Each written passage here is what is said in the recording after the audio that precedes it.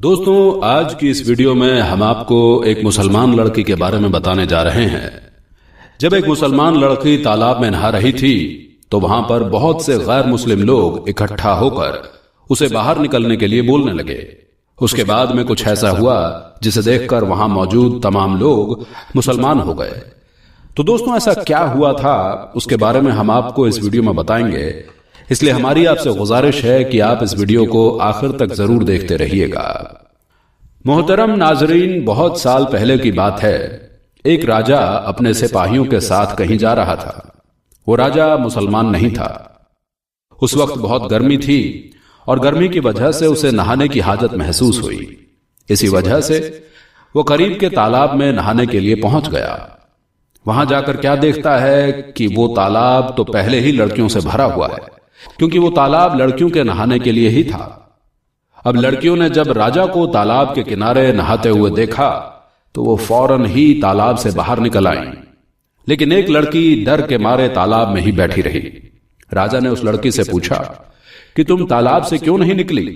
तो लड़की ने घबराते हुए कहा, यह जगह लड़कियों के नहाने की है और इस वक्त मेरा लिबास ऐसा नहीं है कि मैं किसी गैर मर्द के सामने आऊं। लड़की की यह बात सुनकर राजा की शैतानियां जाग उठी। उसने कहा, मैं राजा होने के नाते तुम्हें हुक्म देता हूं कि तुम ऐसे ही तालाब से बाहर आओ। मैं तुम्हें देखना चाहता हूं। लड़की उसका हुक्म सुनकर बहुत परेशान हो गई। फिर कहने लगी, रहम करें राजा, मुझ पर रहम करें। मैं मुसलमान हूं और मेरे मजहब में पर्दा है। आपको खुदा का वास्ता है कि आप यहां से चले जाएं। यह जगह लड़कियों के नहाने के लिए ही है, इसलिए मैं यहां पर नहाने के लिए आई हूं। अगर मुझे पता होता कि यहां पर आप आने वाले हैं तो मैं यहां पर नहीं आती। राजा ने गौर किया कि ये जो लड़की तालाब में है वो उन सब लड़कियों में से ज्यादा खूबसूरत है और उसने कहा, तुम अभी मेरे सामने बाहर आओ। अगर तुम मुझे पसंद आ गई तो मैं तुम्हें महल ले जाऊंगा और अपनी कनीज बनाऊंगा। लड़की ने देखा कि राजा तो किसी भी सूरत में पीछे हटने को तैयार नहीं है, तो उसने चालाकी से काम लेने की सोची और अपनी इज्जत बचानी चाहिए। लड़की ने राजा से कहा कि अच्छा ठीक है, मैं बाहर तो आ जाऊं, लेकिन यहां पर मेरी सहेलियां भी हैं और आपके इतने सारे सिपाही भी हैं। वो सब मुझे इस हालत में देख लेंगे तो मैं राजा के लायक नहीं रहूंगी। अगर आप आज मुझे जाने दें तो मैं कल खुद आपके दरबार में हाजिर हो जाऊंगी। लड़की की यह बात राजा के दिल को लग गई और वो सिपाहियों को लेकर वहां से चला गया।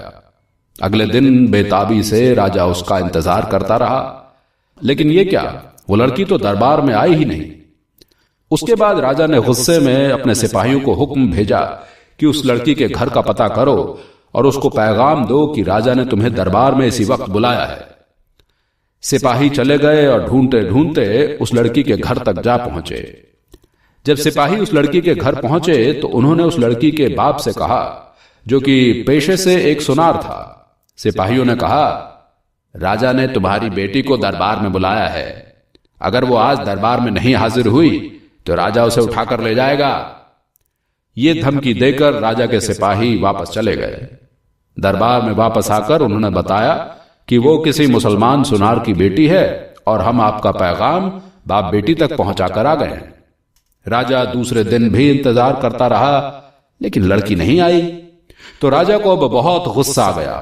उसकी बेचैनी बढ़ती चली जा रही थी। अगले दिन जालिम राजा ने सिपाहियों को हुक्म दिया कि तुम जाओ, दोनों बाप बेटी को गिरफ्तार करके मेरे सामने हाजिर करो। सिपाही फौरन रवाना हो गए और वो सुनार के घर जा पहुंचे, लेकिन आगे से दरवाजे पर ताला लगा हुआ था। लोगों से पूछने पर पता चला कि वो लोग कल रात ही घर छोड़कर कहीं चले गए हैं। फिर जब इस बात का इल्म उस जालिम राजा को हुआ तो वो गुस्से से पागल हो गया। उसने अपने सिपाहियों को हर जगह दौड़ाया, लेकिन वो लड़की और उसके बाप का कुछ ना पता चल सका। फिर उसने अपनी सल्तनत में ऐलान करवा दिया कि जो कोई सुनार और उसकी बेटी का पता लगाएगा उसे 1 किलो सोना इनाम में दिया जाएगा। लेकिन फिर भी कुछ हासिल ना हो सका। उस लड़की का कुछ ना पता चल सका। राजा ने अपने साथ की रियासतों के राजाओं को भी खत लिख दिया और उस लड़की को ढूंढने की दरख्वास्त करके मदद मांगी, लेकिन वहां भी उसका कुछ ना पता चल सका। ऐसा लग रहा था कि जैसे लड़की को जमीन निगल गई हो या आसमान खा गया हो। एक रात वो जालिम राजा सोया हुआ था तो उसे एक ख्वाब आया जिसमें एक दरिया के किनारे उसे एक झोंपड़ी नजर आई। राजा झोंपड़ी देखकर हैरान हो गया कि इस जंगल में किसकी झोंपड़ी है। उस झोंपड़ी को देखने के लिए राजा उसके करीब गया और अंदर दाखिल हुआ तो उसे वहां एक दाढ़ी वाले बुजुर्ग दिखाई दिए। उन बुजुर्ग के साथ एक लड़की भी बैठी हुई थी। इससे पहले कि राजा उस लड़की को देखता, इतने में ही उसकी आंख खुल गई। ये वही बाप बेटी हैं जो झोंपड़ी में छुपे हुए थे। वो उस इलाके को जानता था। अगली सुबह उसने अपने सिपाहियों का मजमा तैयार किया और दरिया के किनारे उसी जगह पर जा पहुंचा जो उसने ख्वाब में देखी थी। झोंपड़ी के पास पहुंचकर उसने अपने सिपाहियों को वहीं पर रुकने का हुक्म दिया और खुद ही झोंपड़ी के अंदर चला गया।